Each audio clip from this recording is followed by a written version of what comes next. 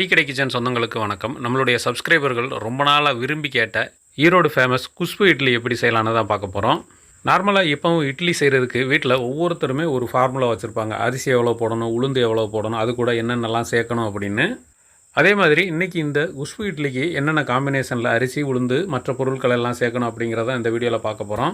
இந்த இட்லி உண்மையிலே செம சாஃப்ட்னஸுங்க. புசு புசுன்னு நல்லா பஞ்சு மாதிரி இருந்தது. கண்டிப்பாக நீங்களும் இதே மாதிரி ட்ரை பண்ணி பாருங்கள். அது மட்டும் இல்லாமல் நீங்கள் எந்த காம்பினேஷனில் அரிசி உளுந்து எடுப்பீங்க அப்படிங்கிறதையும் கமெண்ட்டில் சொல்லுங்கள். இந்த இட்லியில் ஒரு முக்கியமான விஷயம் என்னென்னா இதோட கலர் தான் நல்ல வெள்ளையாக மல்லிகைப்பூ மாதிரி இருக்கும். இப்போது இதுக்கான அரிசியை பார்த்துடலாம். அரிசி இன்றைக்கி நம்ம இட்லி அரிசி தான் எடுத்துருக்குறோம். கடையில் வாங்கினா இட்லி அரிசி குண்டு அரிசி தான் வாங்கியிருக்கிறோம். எப்போவும் நம்ம வீட்டில் அரிசி அளக்கிறதுக்காக வச்சுருப்போம் சின்ன ஆளாக்கு. இன்றைக்கி அதில் தான் நம்ம அளவு எடுக்க போகிறோம். இதிலேருந்து ஒவ்வொரு அளவாக எடுத்து வச்சுக்கலாம். அரிசியை அளந்து வேறு ஒரு பாத்திரத்தில் சேர்த்துருவோம். இந்த சின்ன ஆளாக்கில் இன்றைக்கி நம்ம 5 ஆளாக்கு அரிசி எடுத்துருக்குறோம். இதோட மொத்த வெயிட்டு பார்த்திங்க அப்படின்னா 1 கிலோ எடுத்துருக்குறோம். இந்த அளவுகள் எல்லாமே உங்களுக்கு வெயிட்லேயும் சொல்லியிருக்கிறோம், ஆளாக்குலேயும் சொல்லியிருக்கிறோம். நீங்கள் உங்களுக்கு எந்த மாதிரி அளவு செட் ஆகுதோ அதை நீங்கள் யூஸ் பண்ணிக்கலாம். இப்போ இதில் தேவையான அளவுக்கு தண்ணி சேர்த்து நல்லா ஒரு 2 தடவை கழுவி எடுத்துக்கலாம். இந்த இடத்துல நிறைய பேருக்கு டவுட் வரும், இதை ரேஷன் அரிசியை வச்சு பண்ண முடியாதா அப்படின்னு. நீங்கள் ரேஷன் அரிசியை போட்டு இதே அளவுகளில் பண்ணாலும் பண்ணலாம். ஆனால் உங்களுக்கு கலர் மட்டும் நல்ல ஒயிட்டாக கிடைக்காது. அது ஒன்று தான் வித்தியாசம். மற்றபடி இட்லி வந்து சாஃப்ட்னஸாக தான் இருக்கும். இப்போ இந்த அரிசியை நல்லா 2 தடவை கழுவியாச்சு. கழுவிட்டு இப்போ தேவையான அளவு தண்ணி ஊற்றி நல்லா ஒரு 4 மணி நேரம் இந்த அரிசியை நல்லா ஊற வச்சுக்கலாம். ஊறட்டும். அடுத்ததாக இன்னொரு பவுலில் உளுந்து நம்ம ஊற வைக்க போகிறோம். உளுந்தோட அளவு பார்த்திங்கன்னா நம்ம எந்த அளவுக்கில் அரிசி எடுத்தோமோ அதில் ஒரு அளவுக்கு, அதாவது 5க்கு 1 அளவில் நம்ம இதில் சேர்த்துருக்குறோம். இந்த உளுந்தோட வெயிட்டு பார்த்திங்கன்னா 200 கிராம் இருக்கும். அதாவது ஆளாக்கில் சொன்னால் 5க்கு 1, வெயிட்டில் பார்த்தா 1 கிலோவுக்கு 200 கிராம். இந்த அளவில் அரிசியும் உளுந்தும் போட்டுக்கலாம். இப்போ இந்த உளுந்தையுமே 2 தடவை தண்ணி ஊற்றி நல்லா கழுவி எடுத்துக்கிடுவோம். இப்போ உளுந்தை நல்லா கழுவிட்டு தேவையான அளவு தண்ணி நிறைய சேர்த்து ஊற வச்சுக்கலாம். இதில் முக்கியமான விஷயம் என்னென்னா இந்த உளுந்தை வந்து ஒரு 2 மணி நேரம் ஊற வச்சா போதும். அது மட்டும் இல்லாமல் இதை வந்து ஃப்ரிட்ஜில் வச்சு ஊற வச்சிட்டோம்னா நமக்கு அந்த கூலிங்கான தண்ணியை வச்சு மாவாட்டிக்கலாம். அடுத்ததாக ஒரு சின்ன மிக்சிங் பவுலில் நம்ம ஏற்கனவே அளந்த அந்த ஆளாக்கில் 1/4 ஆளாக்கு மட்டும் மாவு ஜவ்வரிசி எடுத்துருக்குறோம். இந்த மாதிரி வெள்ளையாக இருக்கும். இந்த மாவு ஜவ்வரிசியை ஒரே ஒரு தடவை தண்ணி ஊற்றி நல்லா அலசி எடுத்துக்கலாம். இப்போ இதுலேயும் தேவையான அளவு தண்ணி சேர்த்துக்கலாம். நமக்கு அந்த இட்லியோட கலர் நல்லா வெள்ளையாக வர்றதுக்கு இது ரொம்ப முக்கியமான காரணம். இப்போ இதுவுமே உளுந்து ஊற வைக்கிற டைமுக்கு ஒரு 2 மணி நேரம் ஊற வச்சுக்கலாம். அரிசி உளுந்து எல்லாமே நல்லா ஊறிடுச்சு. இப்போ மாவு அரைக்க போகிறோம். மாவு அரைக்கிறதுக்கு முதலாவதாக நம்ம எப்பவும் போல் உளுந்து அரைச்சிக்கலாம். இந்த சின்ன கிரைண்டரில் எல்லா உளுந்தையுமே சேர்த்தாச்சு. நமக்கு ஒரே ரவுண்டில் எல்லாமே ஓடிடும். இப்போ உளுந்து ஊற வைக்க நம்ம வச்சுருந்த அந்த தண்ணியை தனியாக எடுத்து வச்சுருக்குறோம். நல்லா ஜில்லுன்னு கூலிங்காக இருக்குது. அந்த தண்ணியை வச்சு தான் நம்ம இன்றைக்கி இந்த மாவை ஆட்ட போகிறோம். இப்போ அந்த தண்ணியை கொஞ்சம் கொஞ்சமாக சேர்த்துக்கலாம். மாவு நல்லா அரைப்பட்டு வரட்டும். தண்ணியை அப்படியே கொஞ்சம் கொஞ்சமாக சேர்த்து மாவை நல்லா அரைச்சிக்கலாம். பொங்க ரொம்ப தண்ணியாக அரைச்சிட வேண்டாம். ஓரளவுக்கு நமக்கு வடை பதத்தை விட கொஞ்சம் லூஸாக இருந்தாலே போதுமானது. நம்ம வடைக்கு வந்து மாவு ரொம்ப கெட்டியாக ஆட்டுவோம். இது இட்லிக்குங்கிறதுனால மாவை வந்து கொஞ்சம் லூஸாக ஆட்டினா போதுமானது. இப்போ உளுந்து பார்த்திங்கன்னா கிட்டத்தட்ட 25 நிமிஷம் ஓடி இருக்குது. மாவு பார்த்திங்கன்னா இந்தளவுக்கு நல்லா நுர மாதிரி பொங்கி வந்திருக்குது. இந்த மாதிரி எடுத்து ஒரு தண்ணியில் போட்டோம் அப்படின்னா அப்படி மிதக்கிற ஒரு ஸ்டேஜில் இருக்கணும். மாவோட பக்குவம் இந்தளவுக்கு நமக்கு சரியாக இருந்தாலே போதுமானது. இப்போ இந்த எல்லா மாவையும் நம்ம ஒரு பாத்திரத்தில் அள்ளிடலாம். மாவு இந்தளவுக்கு லூஸாக இருந்தாலே போதுமானது. இப்போ உளுந்து மாவு எல்லாத்தையும் வெளியில் தோண்டி எடுத்துகிட்டு அடுத்ததாக ஜவ்வரிசியை முதல்ல உள்ளே சேர்த்துக்கலாம். ஜவ்வரிசியை சேர்த்து ஒரு 1 நிமிஷம் மட்டும் அப்படியே ஓட விடுவோம். அது கொஞ்சம் நேரத்துலேயே நல்லா அரைப்பட்டுரும். 1 நிமிஷத்துலேயே நமக்கு அது ஒரு பேஸ்ட் மாதிரி நல்லா அரைப்பட்டுருச்சு. இப்போ அரிசி அப்படியே பின்னாடியே சேர்த்துடலாம். 1 கிலோ அரிசியுமே ஒரே ரவுண்டில் சேர்த்தாச்சு. சேர்த்துட்டு கொஞ்சமாக தண்ணி இப்போவே சேர்த்து விட்ருவோம். நமக்கு அரிசி நல்லா ஃப்ரீயாக வந்து ஓடி வரட்டும். அரிசியும் பார்த்திங்கன்னா கிட்டத்தட்ட ஒரு 20 நிமிஷம் ஓடி இருக்குது. மாவோட பக்குவம் பார்த்திங்கன்னா நல்லா ஒரு லேசான ஒரு ரவை பதத்துக்கு இருக்கணும். ரொம்ப நைஸாகவும் அரைச்சிட வேண்டாம். இட்லியை பொறுத்தளவுக்கு ஓரளவுக்கு அந்த ரவை பதத்துக்கு லேசாக இருந்தாலே போதுமானது. இப்போ இந்த அரிசி மாவையும் எடுத்து அந்த உளுந்து மாவோடு சேர்த்துக்கலாம். இப்போ உளுந்து மாவு, அரிசி மாவு ரெண்டுமே வெளியில் அள்ளி எடுத்தாச்சு. இப்போ இது ரெண்டையுமே நல்லா மிக்ஸ் பண்ணிடலாம். இன்றைக்கி நம்ம உப்பு போட்டு கரைச்சி வைக்கல. அதுக்கு பதிலாக நம்ம இட்லி ஊற்றுறதுக்கு முன்னாடி தான் உப்பு போட போகிறோம். அதனால் வெறும் மாவை அப்படியே நல்லா கலந்து விட்டலாம்.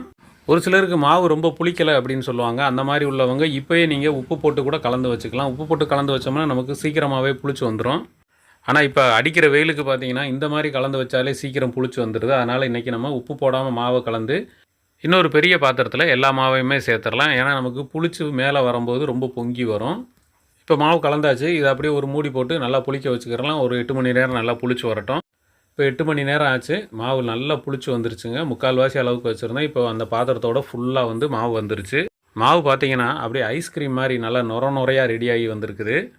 இப்போ புளிச்சு வந்த மாவை நல்லா கலந்து விட்டுறலாம். நிறைய பேர் இந்த இடத்துல மாவை வந்து கலந்து விடக்கூடாது, கலந்து விட்டோம் அப்படின்னா நமக்கு இட்லி சாஃப்டாக வராது, கல் மாதிரி ஆயிரும் அப்படிம்பாங்க. அதெல்லாம் ஒன்றுமே இல்லைங்க. எப்பயும் போல் நம்ம இந்த மாதிரி கலந்து விட்டுலாம். மாவு முழுவதுமே பார்த்திங்கன்னா இந்த மாதிரி நுர நுரையாக தான் இருக்கும். இப்போ ஒரு சின்ன பவுல் எடுத்துகிட்டு இதுக்கு தேவையான உப்பு ஒரு 3/4 டீஸ்பூன் சேர்த்துக்குருவோம். அடுத்ததாக ஒரு 1/4 டீஸ்பூன் மட்டும் சோடா உப்பு சேர்க்க போகிறோம். இந்த குஸ்பு இட்லிக்கு கண்டிப்பாக சோடா மாவு சேர்ப்பாங்க. இந்த சோடா மாவு அளவுக்கு அதிகமாக சேர்க்காம இந்த மாதிரி லேசாக ஒரு 1/4 டீஸ்பூன் மட்டும் சேர்த்தாலே போதுமானது. இது உங்கள் விருப்பம் தான். வேண்டாம் அப்படின்னா இதை நீங்கள் தவிர்த்துக்கலாம். இப்போ இதில் லேசாக தண்ணி ஊற்றி இதை நல்லா கரைச்சி விட்ருவோம். இந்த சோடா மாவு சேர்க்குறதுனால மாவு ஒருவேளை அதிகமாக புளிச்சிருந்தது அப்படின்னாலும் அந்த புளிப்பை லேசாக எடுத்துரும். இப்போ அந்த உப்பு கலந்த தண்ணீரை அப்படியே உள்ளே சேர்த்துட்டு அடுத்ததாக இந்த இடத்துல தாங்க ஒரு முக்கியமான பொருள் சேர்க்க போகிறோம். இது என்னென்னா விளக்கெண்ணெய். ஒரே ஒரு டீஸ்பூன் மட்டும் விளக்கெண்ணெய் சேர்க்குறோம். சாதாரணமாக இந்த குஸ்பு இட்லிக்கு பார்த்திங்கன்னா கொட்டை முத்துன்னு சொல்லக்கூடிய ஆமணக்கு விதை ஒரு 4-5 சேர்ப்பாங்க. அது எப்போ அப்படின்னா உளுந்து அரிசியெல்லாம் ஊற வைக்கும் போதே அதையும் சேர்த்து ஊற வச்சுட்டு சேர்த்து நம்ம போட்டு அரைச்சிக்கலாம். ஆனால் அந்த மாதிரி அரைக்கிறது உங்களுக்கு விருப்பம் இல்லை அப்படின்னா இந்த மாதிரி லேசான ஒரு டீஸ்பூன் மட்டும் விளக்கெண்ணெய் மட்டும் சேர்த்துக்கலாம். இது வந்து ஸ்மெல்லும் எதுவுமே இருக்காது. நமக்கு இட்லியும் பார்த்திங்கன்னா நல்லா சாஃப்டாக வரும். இப்போ விளக்கெண்ணெய் சேர்த்து மாவை நல்லா கலந்து விட்டாச்சு. நல்லா இட்லி ஊற்றுற பக்குவத்துக்கு மாவை ரெடி பண்ணிக்கலாம். இப்போ இன்றைக்கி இட்லி ஊற்றுறது நம்ம வந்து நார்மலாக எப்பயும் போல் துணி போட்டு அவிக்கிற மாதிரி இருந்தாலும் அவிச்சிக்கலாம். அப்படி இல்லைனா இந்த மாதிரி தட்டில் துணி எதுவும் போடாமல் எண்ணெய் மட்டும் தடவிட்டு கூட நம்ம எப்பயும் போல் இட்லி அவிக்கிற மாதிரி அவிச்சிக்கலாம். இப்போ எல்லா குழியிலையும் எண்ணெயை தடவிட்டு எப்பயும் போல் மாவை நம்ம கலந்து வச்சிடலாம். மாவோட பக்குவம் பார்த்திங்கன்னா ஊற்றும் போது இந்த அளவுக்கு இருந்தாலே போதுமானது. மாவு ஊற்றுறதுக்கு முன்னாடி ரொம்ப திக்காக இருந்ததுன்னா லேசாக தண்ணி சேர்த்துட்டு இந்த பக்குவத்துக்கு மாற்றிக்கோங்க. எல்லா குழியிலையும் மாவு சேர்த்தாச்சு. இப்போ இந்த ஸ்டீமரில் தண்ணி வச்சு தண்ணி நல்லா கொதிக்க ஆரம்பிச்சிருச்சு. கொதிக்க ஆரம்பித்ததுக்கப்புறம் தான் தட்டில் நம்ம மாவை ஊற்ற ஆரம்பிக்கணும். இப்போ தட்டை தூக்கி அப்படியே மூடி வச்சிடலாம். ஒரு 8லேருந்து ஒரு 10 நிமிஷத்துக்கு இந்த இட்லி நல்லா வெந்து வரட்டும். எப்பவும் போல் நம்ம இட்லி தட்டில் துணி போட்டு அவிக்கிறனால அவிச்சிக்கலாம். அதுலேயே நம்ம இன்றைக்கி ஒரு 2 தட்டு ஊற்றி வைக்க போகிறோம். இப்போ இந்த இட்லி ரெடி பண்ணுறதுல உங்களுக்கு நிறைய டவுட் வரும். ரேஷன் அரிசி சேர்த்து பண்ணலாமா, அப்படி இல்லைனா பச்சரிசி சேர்த்து பண்ணால் நல்லா வருமா, ஏன் வெந்தயம் சேர்க்கலை, இந்த மாதிரியெல்லாம் டவுட் வரும். வெந்தயம் சேர்த்தோம் அப்படின்னா இட்லியோட கலர் பார்த்திங்கன்னா வெள்ளையாக கரைக்கிறது கொஞ்சம் குறையும். அதனால் இதில் வேறு என்னென்ன சேர்க்கலாம், என்னென்ன தவிர்க்கலாம் அப்படிங்கிறத நீங்கள் முடிவு பண்ணிக்கோங்க. இப்போ முதல் ரவுண்டு சூப்பராக அவிச்சு எடுத்தாச்சு. அந்த தட்டில் வெளியில் எடுத்து வச்சுட்டு எப்பயும் போல் ஒரு ஸ்பூனை வச்சு அப்படியே ஒவ்வொரு இட்லியாக வெளியில் எடுத்துடலாம். எல்லா இட்லியும் அப்படியே வெளியில் எடுத்து தட்டுக்கு மாற்றிடலாம். அதே மாதிரி துணி போட்டு வேக வைக்கிற அந்த இதுலேயுமே நமக்கு இட்லி நல்லா புசு புசுன்னு ஒன்று போல் வெடிப்பு இல்லாமல் வந்திருக்குது. அந்த வெடிப்பு வராமல் இருக்கிறதுக்கு நம்ம சேர்த்த விளக்கெண்ணையும் ஒரு காரணம். இப்போ துணி மேலே தண்ணி தெளித்து விட்டுட்டு இந்த இட்லியுமே தனியாக எடுத்துக்கலாம். இட்லி உள்ளேயும் பார்த்திங்கன்னா நல்லா களி மாதிரி இல்லாமல் நல்லா சாஃப்டாக புசு புசுன்னு பஞ்சு மாதிரி இருக்கும். இந்த சாஃப்டான இட்லிக்கு நல்லா சூடான ஒரு சாம்பார் அதோடு சேர்த்து தேங்காய் சட்னியை வச்சு சாப்பிட்டோம் அப்படின்னா அட்டகாசமாக இருக்கும் அதோட டேஸ்ட்டு. காலையில் நேரத்தில் சாப்பிடும்போது நீங்களும் உங்கள் வீட்டில் இதே மாதிரி ஒரு சாஃப்டான புசு புசு இட்லி செஞ்சு சாப்பிடுங்க. அது மட்டும் இல்லாமல் நீங்கள் எந்த ஃபார்முலாவில் எப்படி இட்லி ரெடி பண்ணுறீங்க அப்படிங்கிறதையும் கமெண்ட்டில் சொல்லுங்கள். நம்ம அடுத்த வீடியோவில் சந்திக்கலாம். நன்றி.